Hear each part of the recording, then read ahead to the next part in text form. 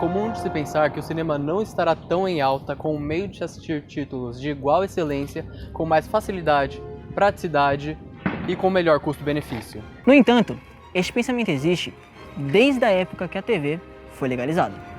Os videocassetes, as locadoras de vídeo e os camelôs não legalizados. O que todas essas concorrências têm em comum é o mesmo que o Netflix e todos esses serviços de streaming proporcionam: acessibilidade, baixo custo e a capacidade de assistir dentro da sua casa. E o cinema ainda encontra-se em uso na atualidade. Essa é a história da luta entre a maior ameaça à sétima arte e os cinemas.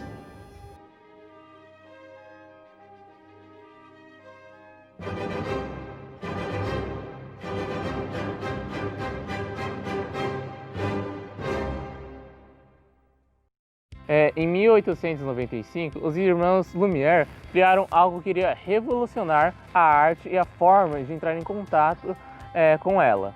Ela veio para causar a reflexão e vincular a educação. No início, os irmãos fizeram várias produções cinematográficas de pequena capacidade e exibiram em suas sessões especiais. E ao longo dos séculos, essa forma de produzir e consumir a arte ficou totalmente interligada ao cinema como o espaço. Porém, foi com as plataformas online, que podem disponibilizar conteúdos audiovisuais pelo mundo, que podem modificar esse cenário histórico. E essas plataformas são os serviços de streaming. Tanto a rádio como a televisão deram dúvidas quanto à continuação do cinema. Entretanto, foi com o aparecimento de uma empresa que gerou conflitos no mundo audiovisual, a Netflix. Uma empresa que não necessita de um espaço físico para lançarem seus produtos, que geraram uma grande revolução no mundo do cinema. Alguns serviços de entretenimento, como novelas, filmes, séries, talk shows, entre outros, irão migrar quase que totalmente a médio prazo para as plataformas de streaming. Com isso, os telespectadores que acompanham esses entretenimentos terão uma grande tendência em migrar para os serviços de streaming. Isso pode se comparar muito com a história da Netflix, que atualmente possui aproximadamente 169 milhões de assinantes em mais de 190 países. Em 2019, chegou nos cinemas um dos filmes com maior bilheteria da história, sem contar as inflações, que seria Vingadores Ultimato, que chegou no total de 2.798 milhões de dólares arrecadados em bilheteria. Mas aqueles que pensam que as bilheterias do cinema estão sendo atingidas pelos serviços de streaming, as arrecadações do cinema apenas aumentam. Em 2018, os cinemas lucraram 41,5 bilhões de dólares, 2,5% a mais do que em 2017. Porém, para conseguir tanta bilheteria e produção, as gravadoras têm usado cada vez mais recursos, tecnologias e efeitos piromaníacos, o que encarece o custo da produção e dos ingressos. Nos Estados Unidos, entre os anos de 2013 e 2016, o valor dos ingressos aumentou 30 centavos. Já no Brasil, a situação é diferente. De 2018 para 2019, o valor passou de R$ 14,23 para R$ 15,2, representando um aumento de 4,31%. Todavia, os valores podem ser diferentes de acordo com a região do país. O Distrito Federal é a região que apresenta o maior valor, tendo de R$ 17,8. Os defensores da Netflix argumentam que o streaming possui maior catálogo por um menor preço, já que com somente R$ 21,90 você tem acesso a mais de 3.300 filmes de diversas origens e culturas. Porém, se engana aquele que acredita que esses números estão destruindo a frequência com que as pessoas vão ao cinema. Segundo a NATO, a Organização do Cinema dos Estados Unidos, uma pesquisa feita com mais de 2.500 pessoas entre os anos de 2017 e 2018, as que mais assistiam os streams também tinham a maior frequência nos cinemas. Aqueles que consumiram 9 ou 10 filmes na telona também tinham de 11 ou mais horas de streaming semanal. Em contrapartida, aqueles que assistiram 1 ou 2 filmes nas telonas tiveram em média 7 horas de streaming semanal. As pessoas que evitavam a sala de cinema também tendiam a evitar de consumir conteúdos online. Metade dos envolvidos que consumiram nenhum produto nas telonas também não consumiu nenhum produto digital no mesmo período.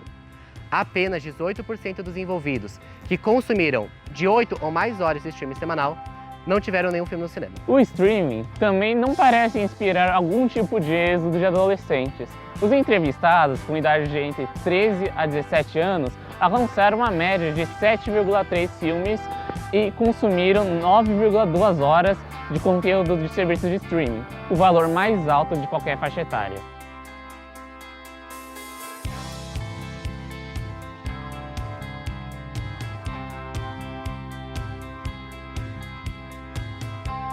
O comum para o público americano não é cancelar idas ao cinema, mas sim o próprio conteúdo residencial, nesse caso, a TV a cabo.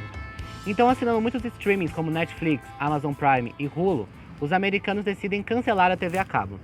Só em 2018, o número de cancelamentos da TV a cabo subiu para 32,8%, chegando a 3 milhões de adultos na América. Esses dados são da empresa eMarketer. A pandemia do novo coronavírus já é responsável pelo fechamento de 16,5% das salas de cinema do Brasil.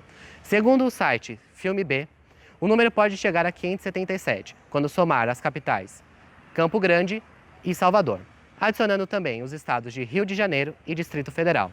Isso, claro, apenas na primeira semana de pandemia. Com o coronavírus privando as bilheterias de subirem, forçando as pessoas do mundo todo a ficarem em suas casas e a Disney fechando parques e demitindo funcionários, as ações da Netflix subiram drasticamente, enquanto as da Disney só tenderam a cair.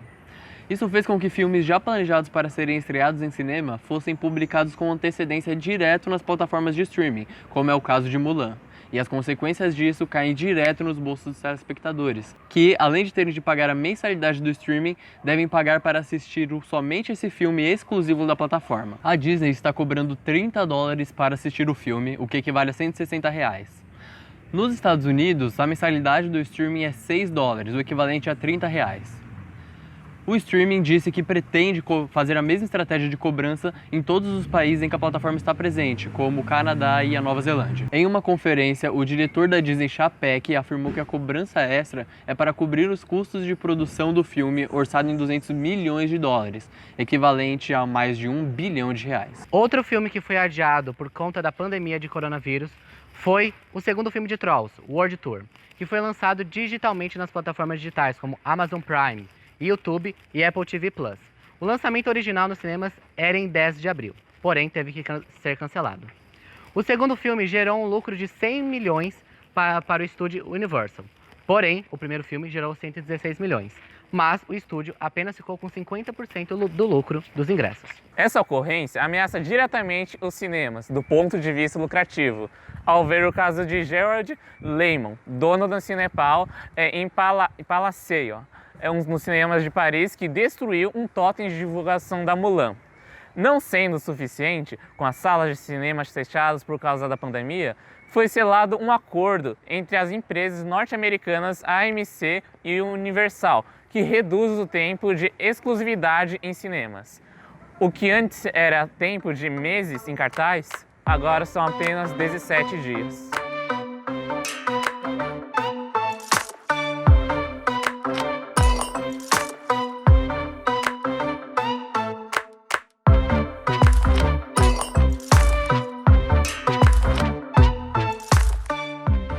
O Globo de Ouro, Critics' Choice Awards, SAG Awards, People's Choice Awards e BAFTA são premiações que valorizavam o cinema tradicional.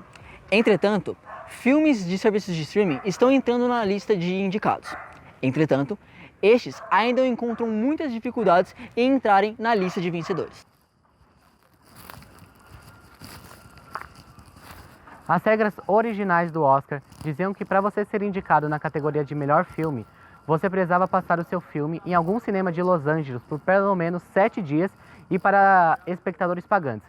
Porém, essa regra não envolvia os filmes lançados diretamente em plataformas online, como os serviços de streaming. A Netflix recusava seguir as regras, lançando suas produções diretamente nas plataformas, até 2017, quando lançou algumas de suas obras no cinema para receber prêmios e indicações.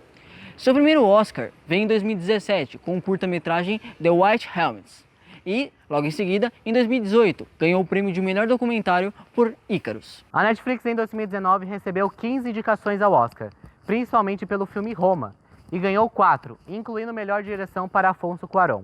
Porém, após isso, o diretor Steven Spielberg fez grandes declarações polêmicas sobre o caso, falando que a Netflix deveria ser indicada não ao Oscar, mas ao Emmy, a premiação da TV, por causa da forma que seus filmes eram feitos. E também falou sobre uma matéria da New York Times, que dizia que a Netflix tem uma distribuição muito maior e com muito maior marketing.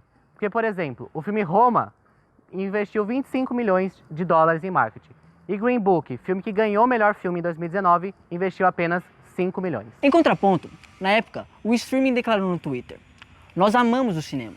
E aqui estão outras coisas que também amamos. Acesso para pessoas que nem sempre podem pagar, ou que moram em cidades sem acesso ao cinema, permitir a todos, em todo lugar, a desfrutarem dos lançamentos a todo tempo, e dar aos cineastas mais maneiras de compartilhar a sua arte. E essas coisas não são mutuamente exclusivas." Portanto, a Netflix e os outros streamings ainda não conseguiram o sonhado prêmio de melhor filme.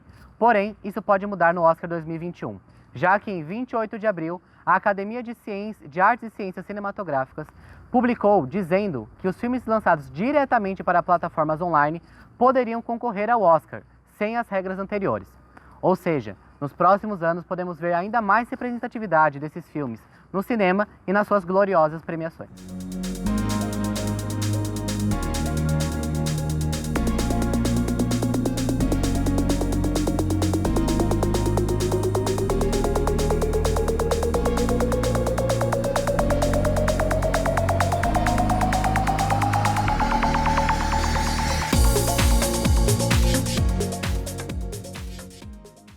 O nosso grupo desenvolveu uma pesquisa de opinião virtual a respeito da questão dos cinemas e dos serviços de streaming. Aproximadamente 365 pessoas responderam a esse questionário. A primeira pergunta foi a seguinte: você acredita que os serviços de streaming podem acabar com o mercado do cinema? Nessa pergunta, 74% dos entrevistados, aproximadamente, responderam que não, enquanto 26% responderam que sim. Segunda pergunta: você diminuiu a frequência com que você frequenta o cinema por causa dos serviços de streaming? Bem, aproximadamente 41,9% dos entrevistados responderam que diminuíram que não diminuíram a frequência por conta dos serviços de streaming que eles frequentam os cinemas. 37,5% responderam que diminuíram um pouco, enquanto 20,5% responderam que diminuíram bastante. Terceira pergunta: qual te traz uma melhor experiência momentânea? Aproximadamente 70% das pessoas estudadas disseram que o cinema traz uma melhor experiência no momento, enquanto o resto disse que é nos streamings. Quarta pergunta: caso queira, dê sua opinião sobre a concorrência entre os streamings e o cinema. Confira na tela agora algumas respostas.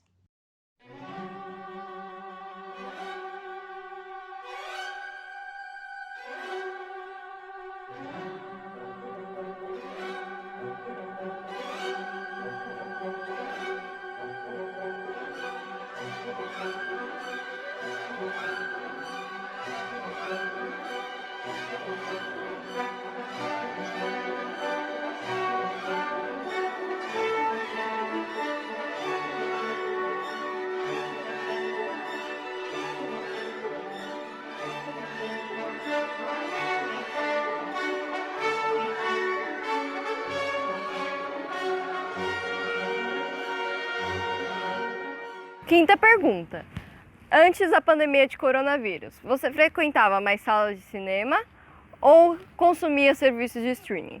Como resposta, temos que 37,5% consumia mais serviços de streaming. Já 28,5% frequentava mais salas de cinema. Já 28,3% frequentava em ambos e já 4,4% frequentava nenhum dos dois. Sexta pergunta: os serviços de streaming são apenas para televisão e são obras menores que o cinema? Como resposta, temos 48,2% que não, 20,3% que sim e 31,5% que não são capazes de opinar.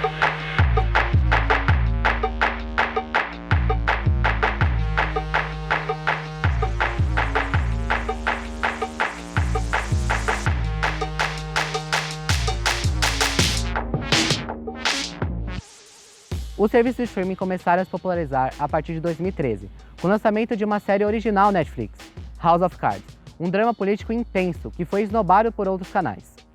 A partir desse momento, outros streamings começaram a aparecer e a Netflix e esses outros começaram a esbarrar no intocável terreno do cinema. Por oferecer um acesso muito mais rápido a séries, filmes e outros documentários online, por uma pequena quantia mensal, a Netflix vem conquistando um público muito maior ao redor do globo.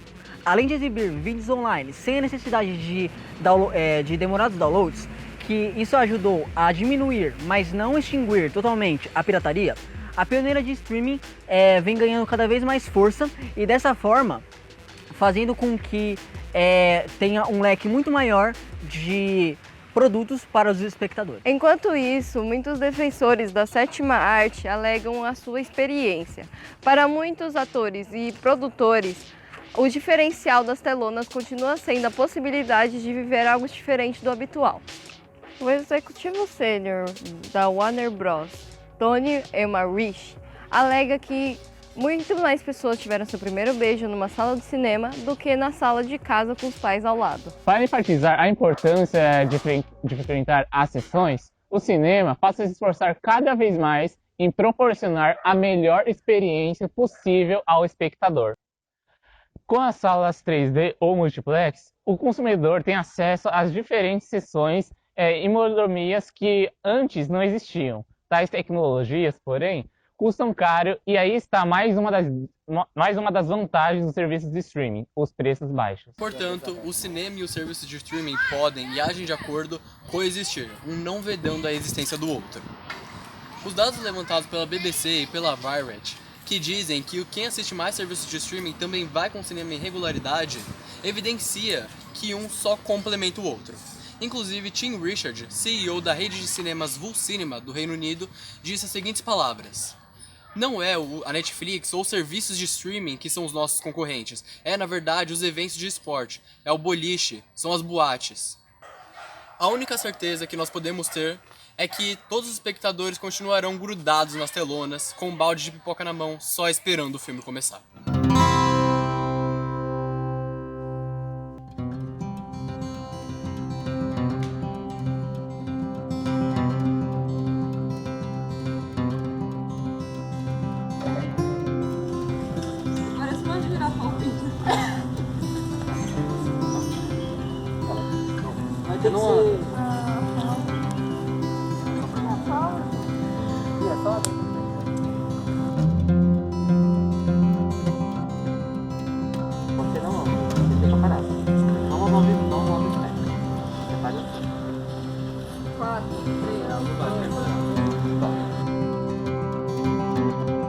Estou gravando, pode começar quando quiser.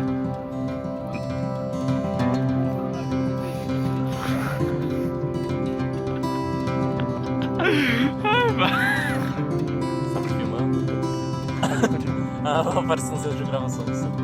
Olá, Vocês estão trabalhando.